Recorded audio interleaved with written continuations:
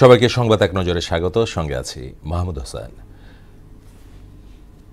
নিরাপত্তার কারণে পরবর্তী নির্দেশ না দেওয়া পর্যন্ত আগরতলার রাজধানী ত্রিপুরায় বাংলাদেশের সহকারী হাইকমিশনে কনসুলার সেবা বন্ধ করে দিয়েছে অন্তর্বর্তী সরকার। এদিকে একটি বিষয়কে কেন্দ্র করে দুদেশের সম্পর্ক আটকে থাকতে পারে না বলে জানিয়েছেন বাংলাদেশে নিযুক্ত ভারতীয় হাইকমিশনার প্রণয় ভার্মা। নিরাপত্তা ও উন্নয়নের জন্য একসাথে কাজ করার আগ্রহের কথাও জানান তিনি।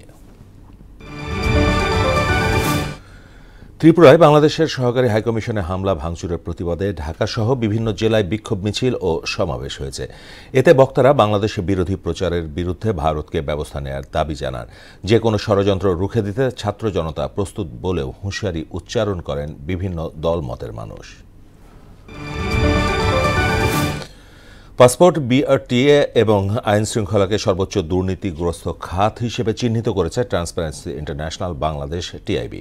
সেবা খাতে দুর্নীতি জাতীয় খানা জরিপের প্রতিবেদনে সংস্থার নির্বাহী পরিচালক ইফতেখারুজ্জামান বলেন, গেল বছরের ঘুষের পরিমাণ জাতীয় বাজেটের প্রায় 1.43%।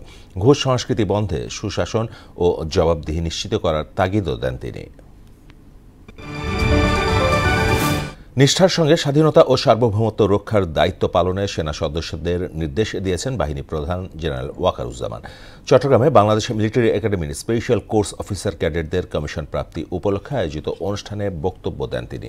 যে কোনো চ্যালেঞ্জ মোকাবেলায় সেনাবাহিনীকে প্রস্তুত থাকার আহ্বানও জানান জেনারেল ওয়াকারুজ্জামান।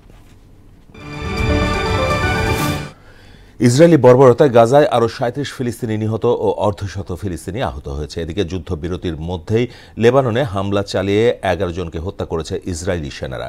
ওদিকে অভিষেকের আগে জিম্মি মুক্তি না দিলে হামাসকে কঠিন পরিণতির হুঁশিয়ারি দিয়েছেন নতুন মার্কিন প্রেসিডেন্ট ডোনাল্ড ট্রাম্প। এই ছিল সংবাদ এক নজরে। সবশেষ খবর সবার আগে জানতে মোহনার সাথেই থাকুন। ধন্যবাদ সবাইকে।